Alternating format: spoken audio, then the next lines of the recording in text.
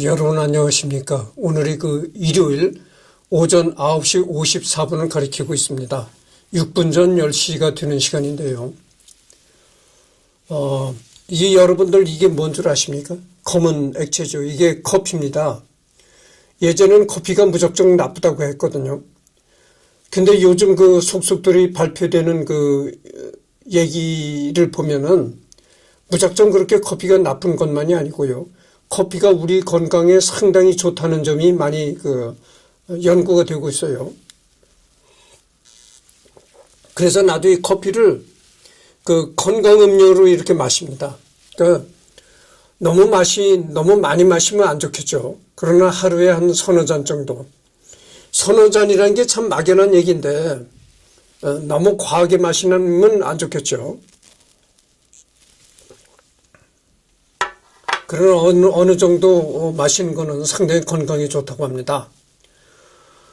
그래서 어제에 이어가지고, 그리고 요즘에 이 마이크를 녹음하는 게 말이죠. 스테레오라긴 하는데, 스테레오 녹음이라고는 하는데, 들어보면 왠지 소리가 먹먹하게 아주 좋지 않게 들려요.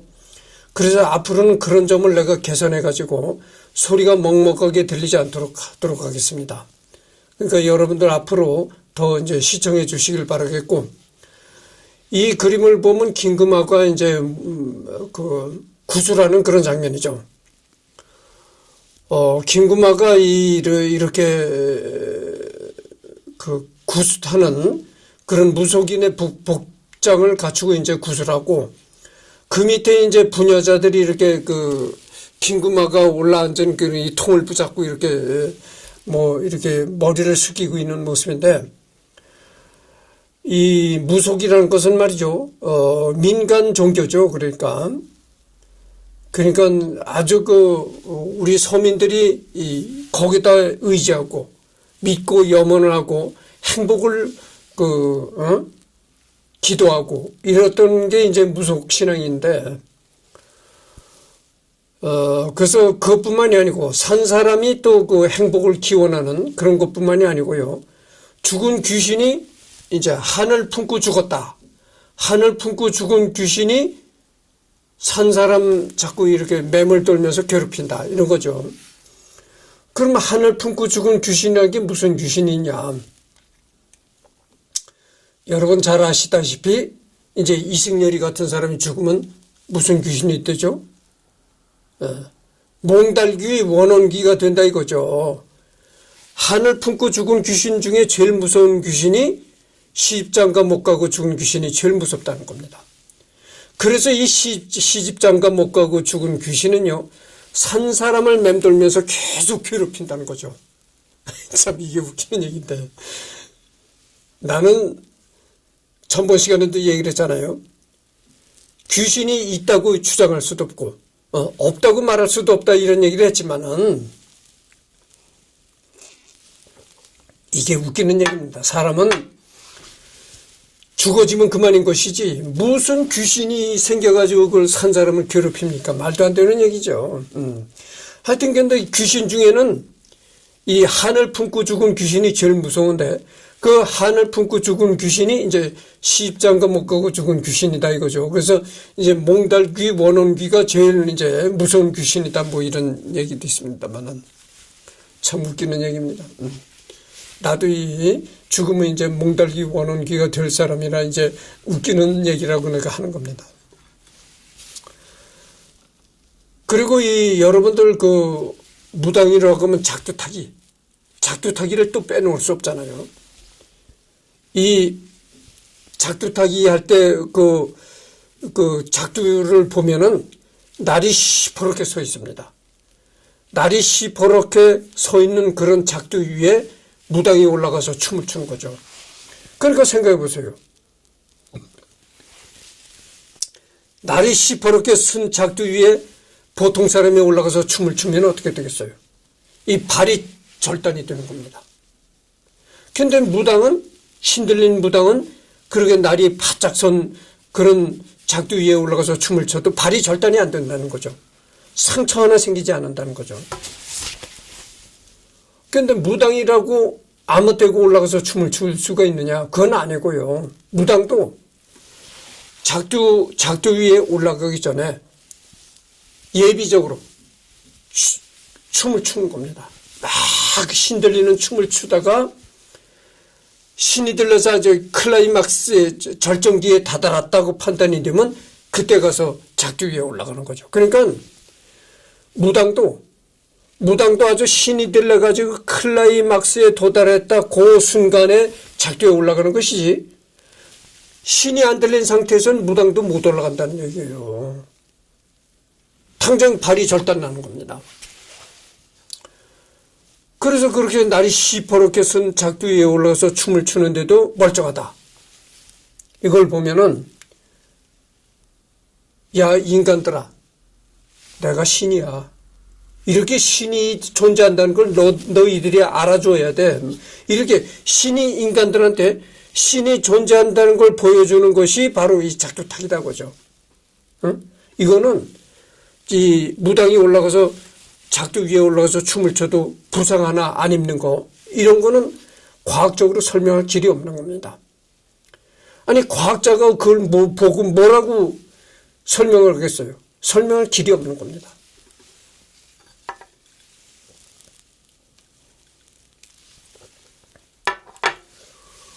자, 여러분들 차력술이라는 말 많이 들어보셨죠? 그건 차력술도 아니거든. 차력술이 아니란 말이죠. 그리고 이 작두 위에 올라가서 춤을 추는 무당이 뭐 평소에 차력술을 했던 그런 사람도 전혀 아니거든. 그러니까 그건 차력술하고도 전혀 관계가 없는 건데, 하여튼 그렇게 날이 시퍼렇게 쓴 작두 위에서 공중공중 뛰면서 이 춤을 춘다 이거죠. 신의 존재를 나타내는 것이 바로 이 작두타기다 이런 얘기죠. 그거는 뭐 그런 걸 볼 때 신이 없다고 말할 수도 없다 이런 얘기가 나오는 겁니다. 신이 없다고 단정 지을 수가 없다 이런 얘기가 거기서 나오는 거예요.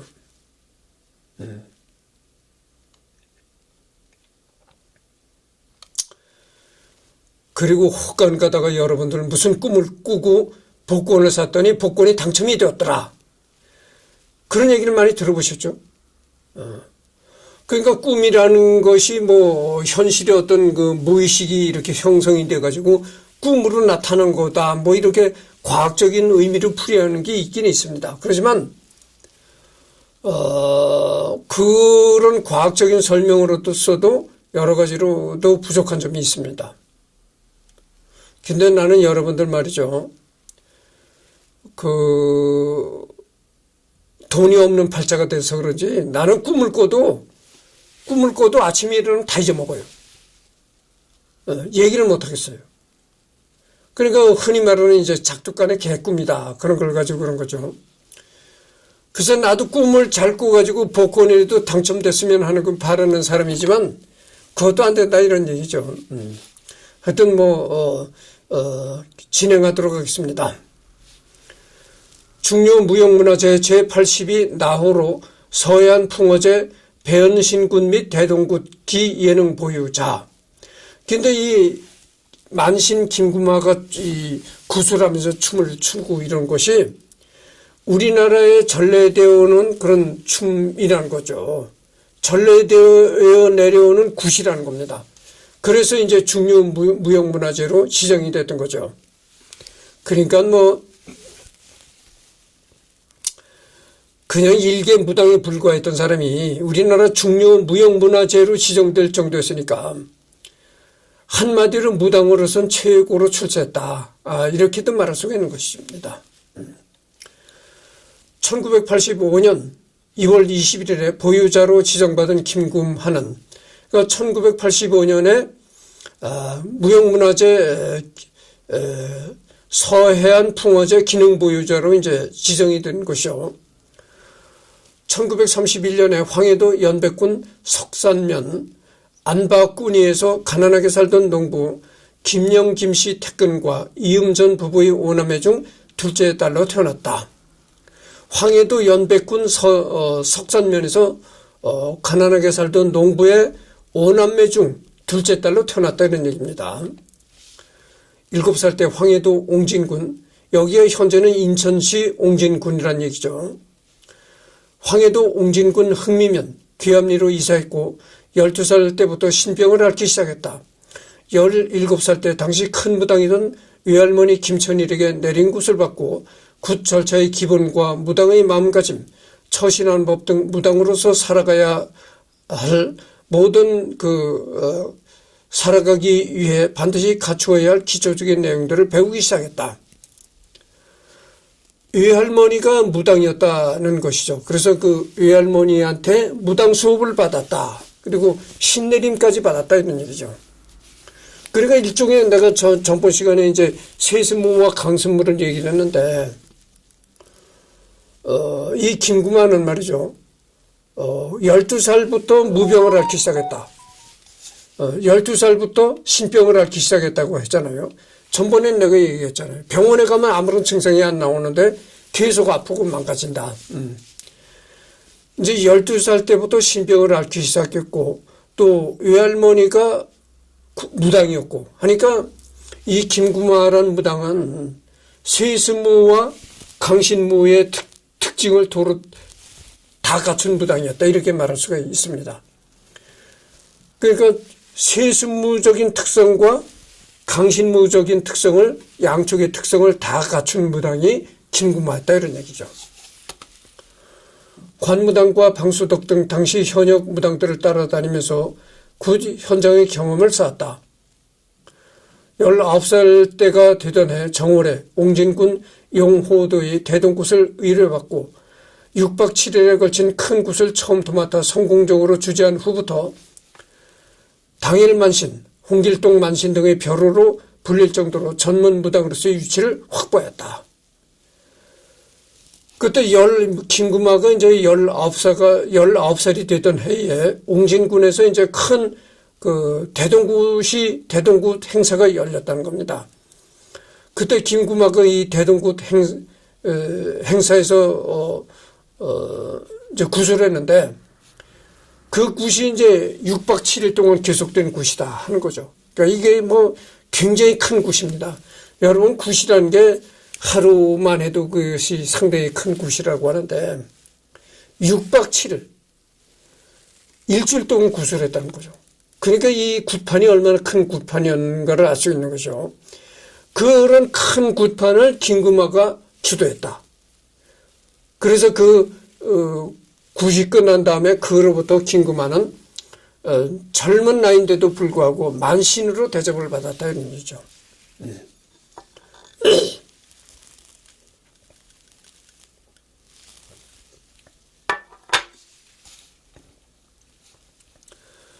1950년에 한국전쟁이 발발하자 인천으로 필연하여 만석동과 부평동 등지를 전전하다가 1966년 서울 노량진, 1976년 석관동으로 이사한 후 얼마 있다가 다시 이문동으로 이사하여 현재 이루고 있다. 1967년 10월 13일 전국 민속경연대회에 참가하여 연평노래와 배연신굿 공연으로 개인상을 받으면서 신문, 방송 등 언론에 처음 소개됐다. 김금화는 무속을 미신으로 취급하고 타파 대상으로 삼던 당시 사회 분위기 속에서 무당이 겪어야만 하는 어려움을 많이 겪었다. 한 예로 이문동으로 이사한 후 집에서 굿을 하던 중 이웃 주민들의 신고로 경찰이 출동함으로써 부득이 굿을 중단하고 북한산으로 자리를 옮겨서 굿 일정을 마쳐야만 했다. 그의 첫 번째 만수 대탁굿 고난이었다. 그 예로부터 우리나라는 특히 박정희 대통령 때 더 있잖아요. 박정희 대통령 때 그러니까 경제를 발전시키고 근대화를 추진한다 해가지고 국민들의 정신을 개조시켜야 된다 이런 운동을 많이 벌였거든요. 그 운동 중에 하나가 새마을운동이었다고 하죠. 그래서 이 박정희 대통령 때는 이 굿하는 거, 무당이 굿하는 거, 점치는 거 이런 걸 적극 반대했습니다. 지금이 어느 시대에 굿을 하고 있느냐, 정신을 개조시켜야 된다. 막 젊은이가 이 장발을 젊은이가 거리에 다니면 경찰이 붙잡아다가 머리를 싹둑 잘라버리고 막 그랬잖아요. 그러니까 이 김구마도 아주 굉장히 사회적으로 핍박을 받았다 이런 얘기죠. 그런 시기에. 그래서 김구마가 집에서 구술하니까 주민들이 경찰에다가 신고를 해가지고 경찰이 막 출동했다는 거 아닙니까? 그래가지고 할 수 없이 그 다음부터는 집에서 구술을 한다는 건 생각하지 못했고 저 북한산 산골짜기 이렇게 산속 조용한 산속에 가서 구술했다 이런 얘기입니다. 전통 강신무로서의 김구마에 대한 특징을 요약하면 다음과 같다. 첫째로 황해도를 비롯한 서해안 지방의 주요 전통 무속 의례인 철무리굿, 배현신굿, 대동굿, 내림굿, 진호기굿 등의 의례 절차와 기 예능의 내용은 물론 해박한 지식과 오랜 경험 및 뛰어난 기량을 겸비하고 있다. 이뿐 아니라 많은 신딸과 단골을 거느리는 데도 부족함이 없을 정도로 큰 무당으로서의 인품을 지녔다. 그래서 이제 김구마는 신딸과 많은 단골들을 거느렸다 이런 얘기죠. 신딸이라는 건 한마디로 뭐냐면은 무속을 배워가지고 무속을 직업으로 하려고 하는 여성들을 신딸이라고 하는 거죠. 그래서 이제 기존의 무당한테 제자로 들어가가지고 그 스승 무당이 하는 걸 다 이렇게 전수받아가지고 자기도 이제 무당으로서 나가려고 하는 그런 여성들을 신딸이라고 하는 거죠.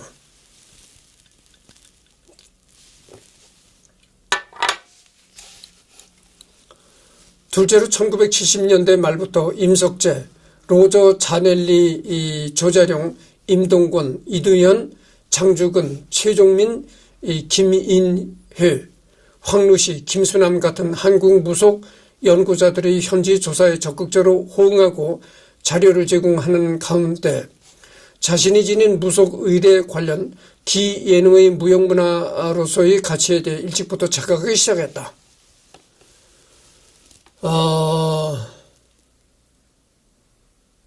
셋째로 중요 무형문화재로 지정된 무속 관련 기예능 보유자 중 가장 많이 해외 초청 공연을 했다. 그래서 이 김구마는 해외로 돌아다니면서도 많은 굿 공연을 했던 거죠. 그러니까 굿이면서 공연적인 그런 걸 했다.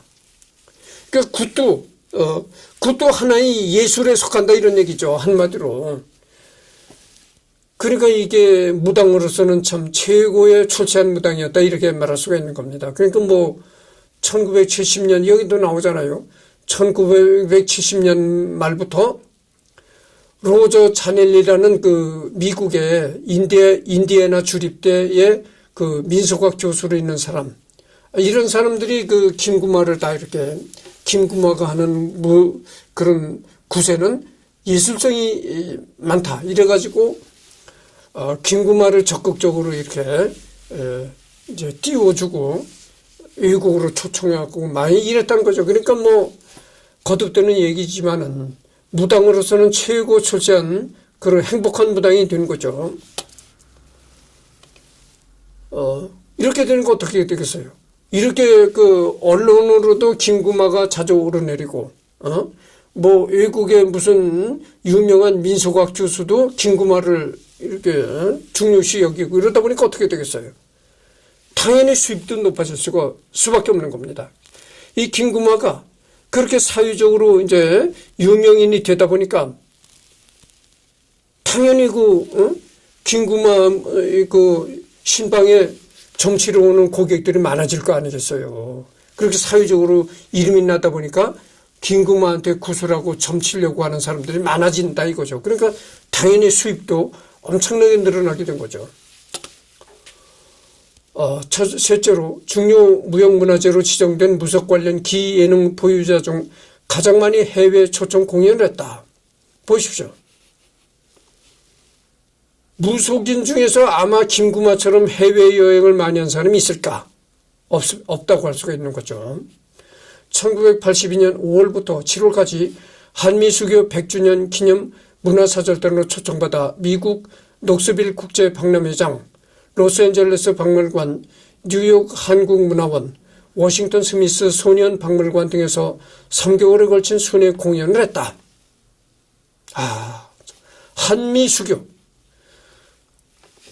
한미수교, 한국과 미국이 수교한 지 100주년이 되는 해에 문화사절단으로 김구마가 나갔다는 겁니다. 미국으로. 그러니까 이건 뭐 참 무당이라는 것은 원래 천하다고 이렇게 우리나라 사람들이 생각했던 건데, 한미수교 100주년 기념 문화사절단으로까지 나갈 정도였으니까 이 김구마에란 무당이 얼마나 출세한 무당이었는가 알 수 있잖아요. 이를 시작으로 2007년까지 20여 차례에 걸친 스페인, 러시아, 오스트리아, 프랑스, 독일, 중국, 이탈리아, 일본 등 외국의 대학, 박물관, 방송국, 국제회의, 국제문화축제 행사 등에 초청받아 순회 공연과 강의 등을 진행했다. 이를 통해 한국의 굿이 지닌 종교적, 예술적, 문화적 내용과 가치를 알리는 활동을 계속해왔다. 레비스토로스가 한국에 왔을 때 특별히 참관한 굿이 김구마의 만수 대탁굿이었다. 국내에서의 초청 공연, 학술 강연 및 강의, 굿시연 등의 활동 경력은 셀 수 없이 많다. 넷째로 무속 관련 지식과 기예의 방대한 내용을 책으로 출판했다. 1995년에 문음사가 출판한 김구마의 무가집 검은 아따의 만신 신화백성의 노래가 그것이다. 이 책에서 김구마는 앞에서 열거한 6가지 굿 각각의 의미와 유래, 준비 과정, 진행 순서, 굿의 내용과 무가, 가사 등을 현장성 있게 자세히 서술해 놓았다. 이뿐만 아니라 부록으로 굿에 사용되는 모든 장식과 도구에 대한 설명, 굿에서 사용되고 불리는 모든 노래 가사와 음악가락 및 장단을 악보와 함께 실었다. 이 책 말고도 김구마는 복은 나누고 하는 푸시게, 이 푸른숲이라는 그런 그 출판사에서 1995년에 발행됐다고 합니다. 복은 나누고, 복은 서로가 나누자. 그리고 하는 서로가 풀자. 이런 그 제목을 가진 그 책을 푸른숲이라는 출판사를 통해서 출판했고, 비단꽃 넘새, 나라만신 김구마 자서전, 생각의 나무 출판사에서 2007년에 출판됐다 등의 저서를 냈다. 김구마의 책이 나오기 이전의 무속 관련 자료집들은 모두 무속인이 아닌 학자나 전문 연구자들이 관찰 조사하고 채록한 내용을 정리한 것이었다.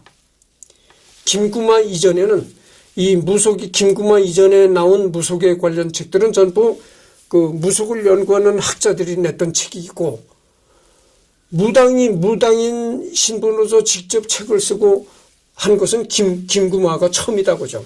최초다 겁니다. 그러니까 김구마는 이 무속에 들어가는 뭐 도구, 그 무속에서 부르는 노래, 가사 이런 것도 다 악보로 정리를 했다는 겁니다. 김구마가. 그러니까 뭐 김구마가 참 대단한 무당이다라고 할 수가 있는 거죠.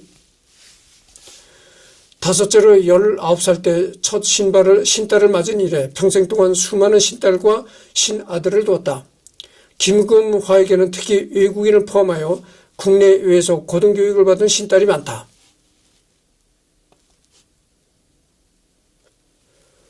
이 김구마 무당한테는 신딸들이 많았는데 신딸 신아들이 많았다는 거죠. 여러분들 남자 무당도 있습니다. 남자 무당은 이제 무당이라고 안 하고 박수라고 하죠. 박수. 근데 하여튼 이 김구마에게는 신딸들이 많았는데 그렇게 많은 신딸 중에는 고등교육을 받던 사람들도 많다 이런 그런 사람들이 있다는 얘기죠. 그러니까 뭐 외국 유학에 가서 석사학위까지 받았던 신딸도 있다고 합니다. 내가 알기로는 그런 석사학위 소지자였던 그 김구마의 제자도 있었다. 이런 얘기를 지금 내가 말씀드립니다. 그러니까 이건 뭐 무당으로서는 아주 최정상의 그런 영예를 누렸던 것이 김구마였다 이런 얘기입니다. 여섯째로 2004년 3월 23일 강화도에서 서해안풍어제 전수관 금화당을 건립하고 사단법인 서해안풍어제 배현신군 및 대동굿 보존회를 발족시켰다. 이런 얘기입니다. 그래서 이제 지금 리딩한 것은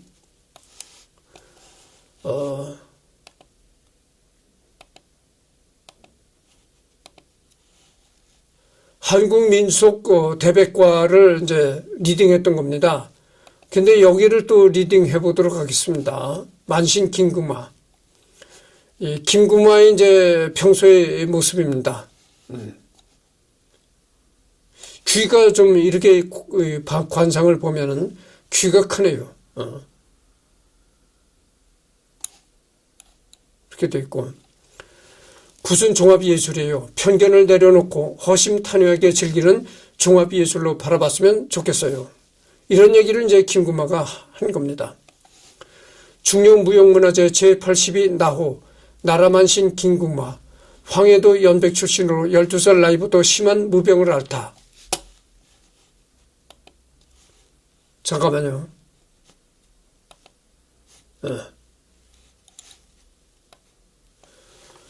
12살 때부터 심한 무병을 앓다 17살에 외할머니의 내린굿을 받고 강신무가 되었다.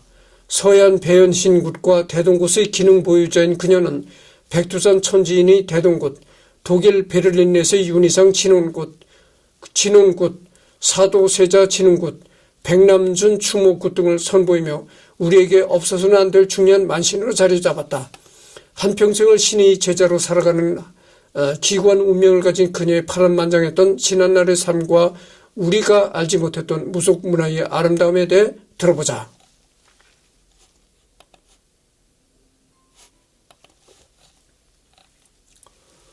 선생님의 유년 시절이 궁금합니다. 어떤 배경에서 성장하셨나요? 이렇게 이제 기자가 질문을 던지는 겁니다. 질문을 던지니까 잠깐만요.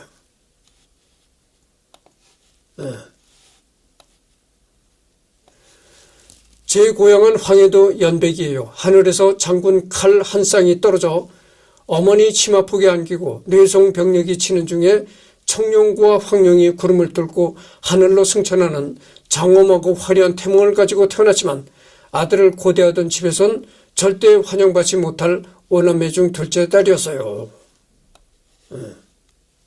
이 태몽이 말이죠. 이 태몽을 본다면은 이 태몽을 본다면 이것이 여자의 태몽이라고 하기에는 좀 벅차고 아들의 태몽이라고 볼 수가 있습니다. 큰 칼이 하늘에서 떨어졌는데 그 칼이 어머니의 치마폭에 딱 떨어졌다. 그리고 용이 구름을 뚫고 하늘로 승천했다. 이런 꿈을 꿨다고 하는데 이런 꿈들은 대장부의 꿈입니다. 대장부의 태몽 꿈이다 이거죠. 그러니까 아들의 태몽 꿈이지 여자의 태몽 꿈으로서는 상당히 기가 센 그런 태몽 꿈이었다 이런 얘기죠.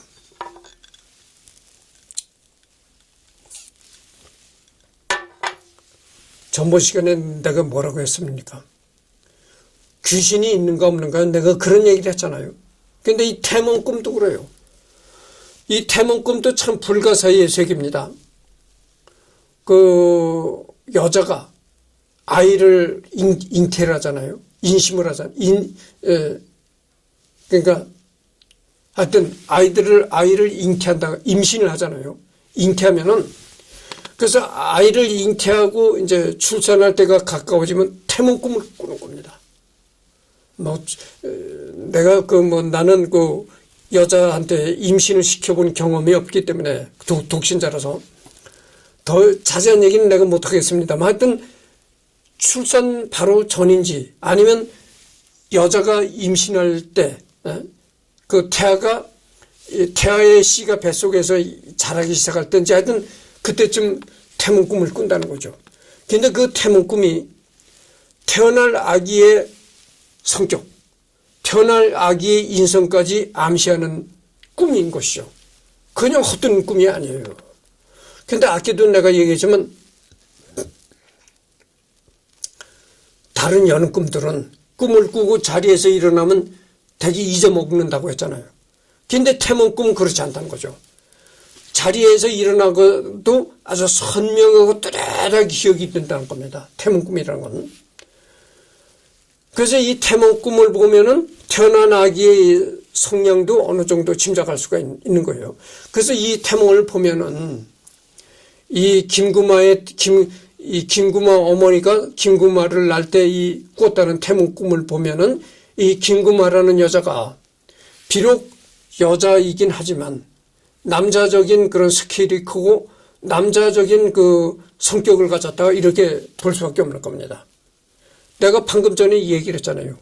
이 태몽꿈을 보면 태어날 아기가 어떤 성향을 가진 사람인지 알 수 있다. 이런 내용을 내가 얘기를 했잖아요. 우리 어머니가. 그러면 이승열이 태몽은 어땠는가? 내가 얘기를 좀 해드리겠습니다. 우리 어머니가 나를 낳을 때 어떤 태몽을 꿨냐면은 어느 곳을 갔다 보니까 하얀 여러분들 산사태 같은 데가 난 곳이 있잖아요. 산사태가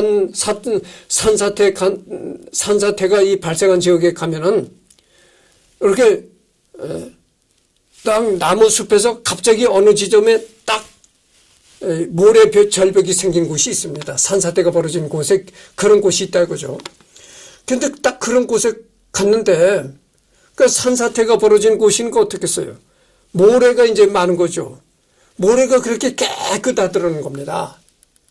그래서 모래를 이렇게 탁탁 이렇게 손으로 파니까 하모니카가 나오더라는 거예요. 그래서 여러분들 악기 중에서 하모니카 입에다 대고 이렇게 불잖아요. 내가 클래식 음악에 조예가 깊은 사람이니까 물론 이 하모니카 잘 알죠. 근데 하모니카라는 악기는 말이죠. 오케스트라에 해당이 안 되는 악기입니다. 그러니까 오케스트라 편성에 빠져 있는 악기예요. 바이올린이나 콘트라베이스, 첼로 이런 악기들은 전부 오케스트라에서 중요한 부분을 담당하는 악기잖아요. 그런데 하모니카는 그렇지 않아요. 하모니카는 오케스트라 편성에서 제외된 악기입니다. 하여튼 그런데 그 하모니카를 그렇게 이 하얀 모래를 슥슥슥 이렇게 헤치고 나니까 하모니카가 나오더라 이러냐. 그런 태몽을 꾸고 나를 낳았다. 이런 얘기를 내가 들었습니다.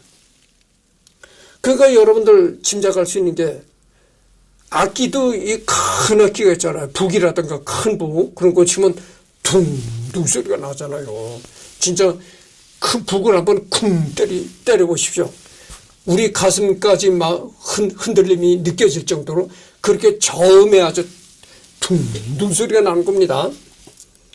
또 콘트라베이스라는 그 큰 현악기를 보십시오. 콘트라베이스가 여러분 얼마나 저음이 강합니까? 콘트라베이스 이 현을 콘트라베이스 줄을 활을 갖다가 한번 쓱 문지르고 나면 아주 굉장한 저음이 우리의 가슴까지 진동하는 우리 그 소리를 듣는 사람까지 가슴의 진동을 느낄 수 있으리라 만큼 어마어마한 저음의 진동이 생기는 거죠. 그런 악기를 뭐라고 하겠어요? 남성적인 악기다. 이렇게 말할 수가 있는 겁니다. 이 피아노도 그렇잖아요.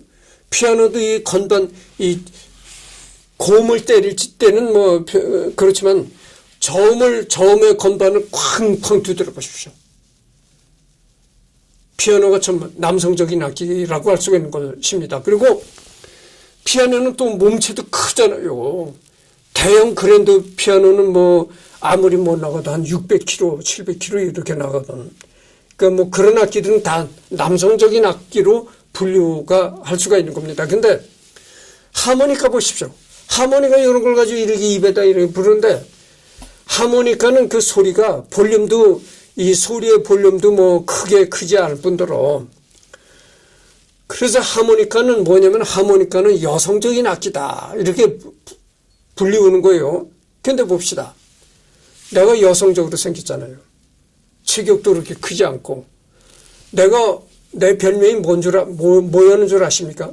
내가 이렇게 나이가 들은 할아버지가 됐는데도 자꾸 나를 이렇게 총각으로 보고 젊은이라고 보고 하는 게 뭐냐면은 체격도 크지 않고 배도 나오지 않았을 뿐더러 거기에다가 얼굴까지도 예쁩니다.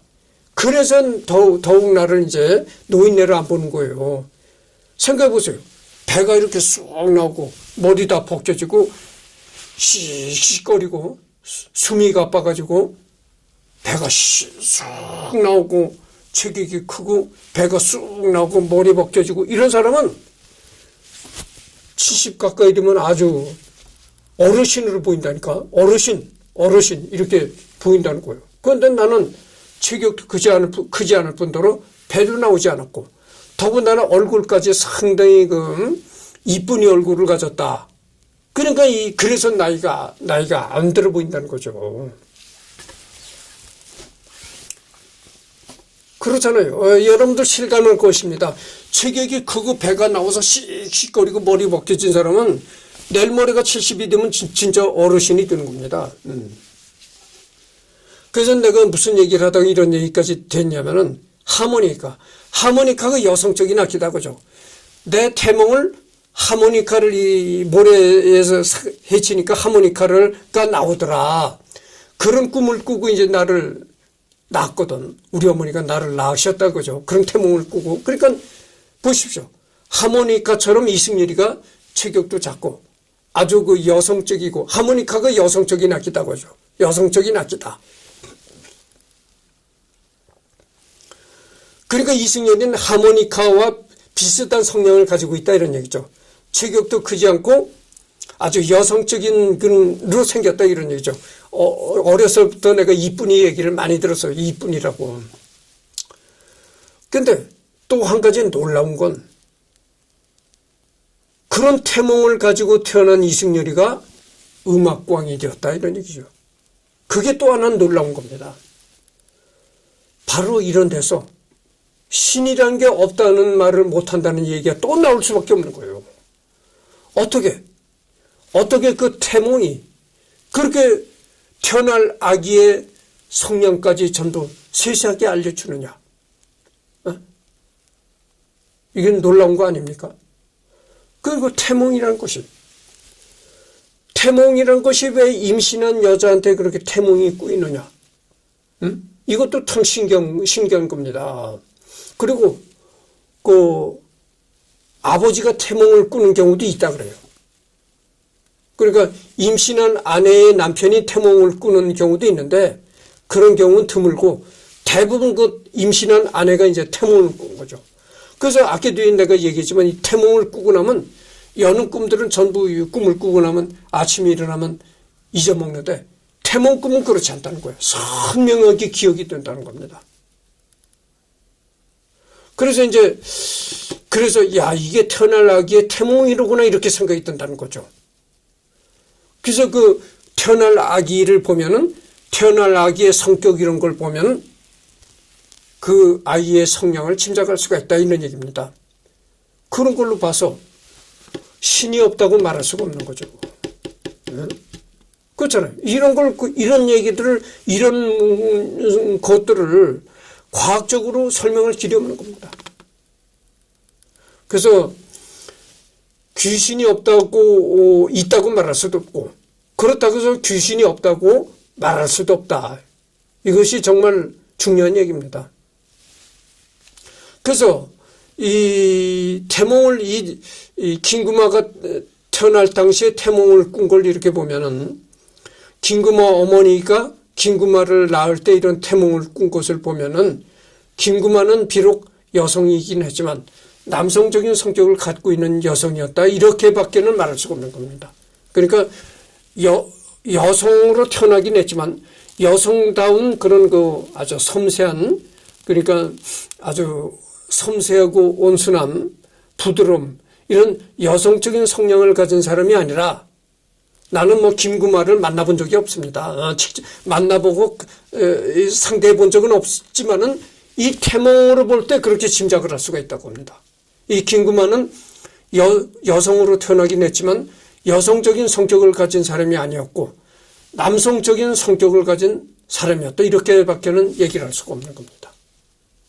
그래서 내가 이렇게 이 김구마 이 모습을 보니까